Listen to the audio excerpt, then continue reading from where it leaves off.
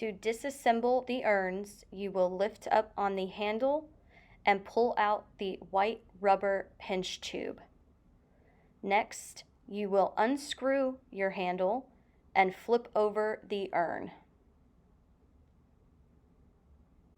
Next, you will unscrew the nut in order to pop off the spout and slide the C-clip off. To reassemble the urn, you will flip it over and place the nut smooth side down. Slide the C-clip in and lay the spout on top and begin screwing it in by twisting the nut upwards. Attach the handle by inserting it into the spout and screwing it on. Flip over the urn to insert the pinch tube, making sure it's flush with the urn, and close your handle. The same process is repeated using the touch handles. Attach the handle by inserting it into the spout and screwing it on.